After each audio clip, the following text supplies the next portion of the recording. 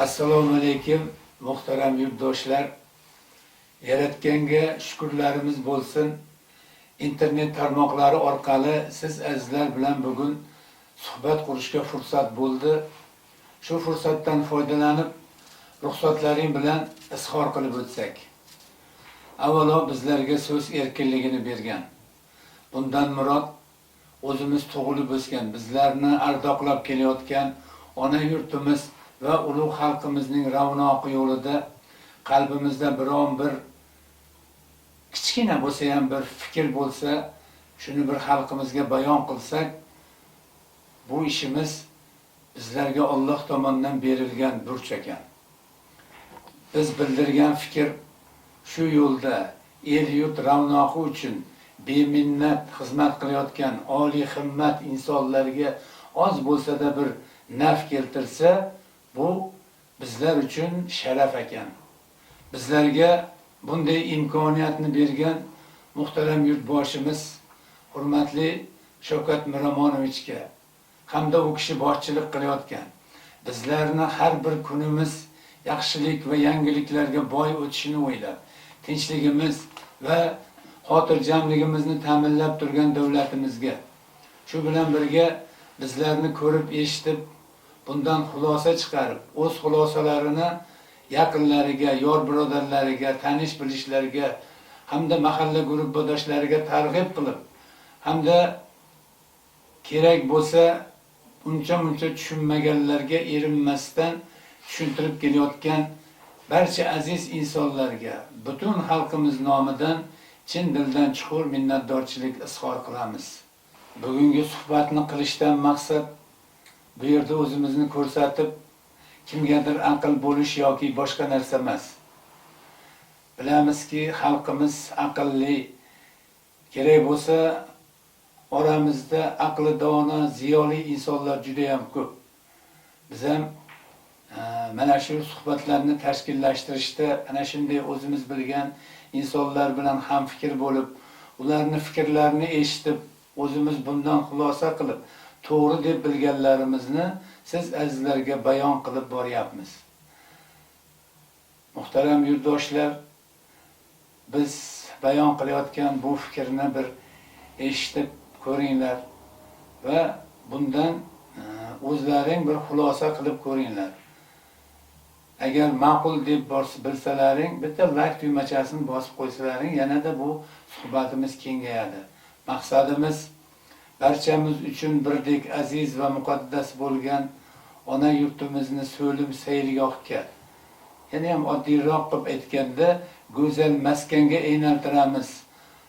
G'oyasini targ'ib qilib, shu bilan birga undagi ayrim savollarga javob tariqasida fikr bildirish. Bu fikrlarimizni bildirishdan avval o'z e'tiborimizni dunyodagi rivojlangan davlatlarga bir qaratib o'tsak.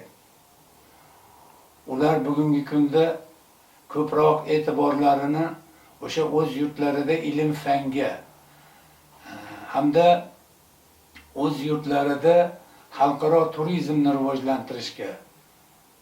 Bundan maqsad dunyo xalqlarini e'tiborini tortib, bu bilan o'z yurtlarida bunyodkorlik va tadbirkorlikni hamda kichik va katta bizneslarni rivojlantirish. Albatta bizning davlatimiz ham bundan istisno emas. Qisqa qilib aytganda, muhtaram yurtboshimiz tashabbuslari bilan davlatimiz tomonidan ona yurtimizga Yangi O'zbekiston deb nom berildi va shunga muvofiq Yangi O'zbekistonda el aziz, inson aziz shiori ostida talaygina dastur va qonunlar ishlab chiqarildi va ishlab chiqarilmoqda. Bularning barchasi avvalo yurtimizda ilm fanga, qolaversa inson manfaatlarini yuksak qadrlash va uni himoyalashga xizmat qiladi desak mubolag'a bo'lmasa kerak. Muhtaram yurtdoshlar, shuni aytib o'tish kerakki, bizning Bo'yda qishlog'imiz ham Yangi O'zbekistonimizni ajralmas bir kichik bo'lagi. Biz ana shu kichik bo'lakni hamfikr bo'lib, so'lim sayilgohga, ya'ni go'zal maskanga aylantirsak, bu bilan judayam bir katta ishdi, buyuk ishdi desak ham bo'ladi, amalga oshirgan bo'lamiz. Albatta, bunday buyuk ishni amalga oshirish bir kishi yoki o'nlab, yuzlab kerak bo'lsa, minglab odamlar amalga oshira olmasligi mumkin. Shunday bo'lsa-da, butun xalqimiz, ya'ni shu Buvayda xalqi shu Buvaydimizni obod bo'lishini, bir go'zal va betakror yurtga aylanishini xohlab, o'sha qalbida men shu Buvayda yurtini farzandiman degan fikr bilan, mana shunday inson ayolmidi, erkakmidi, yoshmidi, keksamidi, mana shu fikrni yonida shu Buvayda qishlog'imizni nima qilish kerak ekan go'zal maskanga aylantirish uchun degan savol bo'lsa, shu yerdaga muhtaram yurtboshimizni bir so'zlarini keltirib o'tamiz. U inson qayga borsa shu fikrda shu o'zini gapini ko'p gapiryapti, chunki bu juda ham bir bugungi kunda eng bizlarga, ya'ni shu xalqimizga zarur bo'lgan gap. U insonni ta'bir bilan aytganda, shu ona yurtimizga yangicha ko'z bilan qarab, yangicha fikrlashimiz zarur. Muhtaram yurtdoshlar, biz bu gaplarni ishonch bilan gapirishimizda bir sababi bor.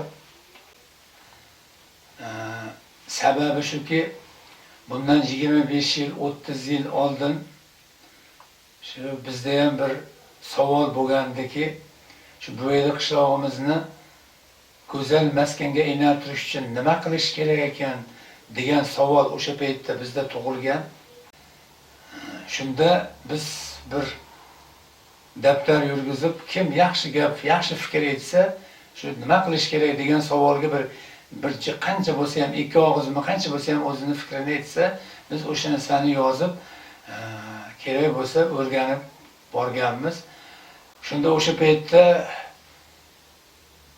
bir aka aytdi, mana shu yerda bir dedi, keksa otaxon bor dedi, shunaqa narsalarga qiziqardi dedi. Shu bilan bir gaplashib ko'ring dedi. Biz o'zimiz ham bilardik u otaxonni, shunaqa bir hayotga bir juda ham bir muhabbati baland, shu xalqimizni yaxshi ko'radigan inson edi juda ham. Shunda biz o'sha odamni yo'qlab bordik. Biz borsak, ozgina mazasi yo'q ekan, uyda ekan. Endi u odamni ismini aytsak bo'ladi, lekin hozirgi kunda o'sha insonni o'g'illari Buvaydada bir juda ham bir o'rnini topgan, o'ziga juda ham bir to'q yigitlar. Endi ularni hijolatga qo'ymay, shuning uchun insonni nomini keltirmay qo'yamiz. Keyin bir ikkita non olib haligi odamning uyiga bordik.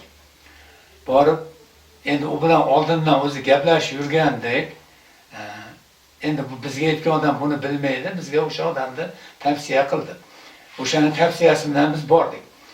Assalomu alaykum deb kirib borsak, Murodjon o'g'lim keldilaring, o'z sizlarni kutgandek bo'lib turdim. Murodjon, sizlarga aytadigan menda bitta sirli fikr bor dedi. Keyin biz ham darrov keyin o'sha sirli fikringizni eshitamiz deb kelyapmiz dedik. Shu bilan keyin o'tirdik, gaplashdik ag'dan-bag'dan. Lekin darrov tema baqa burildi. Keyin savolni biz berdik. Shunaqa katta dedik, shunaqa shu Buvayda qishlog'imizni nima qilsa bir go'zal maskanga aylanadi, shu borada bir fikr yig'yapmiz degan savolni berdik. Shundan keyin haligi katta bizga o'zini o'sha sirli fikrini aytdi. Va yana shuni aytib qo'ydiki, Xudo xolasa kunlar kelib, mana shu fikr sizlarga bir kerak bo'ladi, o'shanda bir bizni eslab qo'yasizlar dedi. Avvalo Alloh rahmat qilsin insonni. O'sha yillarda ko'p o'tmay u inson olamdan o'tgan. Alloh rozi bo'lsin, joyini jannatdan qilsin. Ana shu insonni fikriga ishonib biz ishonch bildiryapmiz. Agar har birimizni qalbimizda shu Buvayda qishlog'imizni go'zal maskanga aylantirish uchun nima qilish kerak, kerak ekan degan fikr bizda bo'lsa shu savol. O'sha inson aytgan sirli fikr amalga oshar ekan. Endi shu sirli fikr shunday ekanki, endi biz uni fikrini eshitib, o'zimiz xulosa qilib, uncha-muncha to'g'rilayapmizki, u sirli taraqqiyot deb bizga tushuntirdi otaxon. Biz uni ilohiy deb nom berdik unga. Ilohiy taraqqiyot. Murodjon dedi, men sizlarga bir sirli fikrda aytadigan bo'lsam dedi, shu bizni dedi, bo'yda qishlog'imizda dedi, shunday narsani qilish kerakki, sirli taraqqiyotni dedi, harakatga keltirish kerak dedi. Keyin kulishdik. Demak, ilohiy ekan-da dedik. Ha, ilohiy desa ham bo'ladi dedi. Shundan keyin biz ilohiyga o'tdik. Shu ilohiy taraqqiyotni harakatga keltirish kerak dedi. Keyin to'g'risini aytish kerak, men tushunmadim. Nima bu tushunmayapmiz dedik. Mayli dedi, sizlarga qisqa qilib tushuntiramiz dedi, tushuntiraman dedi. Murodjon o'g'lim avvalo dedi, shunchalik kepsizlar dedi, bu fikr menda ancha yillardan beri bor, men buni birovga chiqarmaganman dedi. Mana endi dedi, siz shu fikrni dedi so'rab keldingiz, men sizlarga aytyapman dedi. Xudo xolasa, agar kerak bo'lib qolsa, sizlar buni xalqqa yetkazasizlar dedi. Mana bugun biz shu kun nasib qilib o'sha insonni gapi amalga oshib sizlarga yetkazyapmiz. Sizlar ham bir o'ylab ko'ringlar, haqiqatda to'g'rimi yoki noto'g'rimi? Bizning fikrimizda u inson o'tib ketgan, lekin u bizga yolg'on gapirmagan.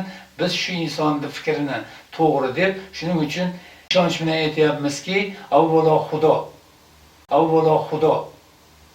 Qolaversa, haligi aytganingizdek, siz bilan bizning harakatimiz, siz bilan bizning fikrimiz.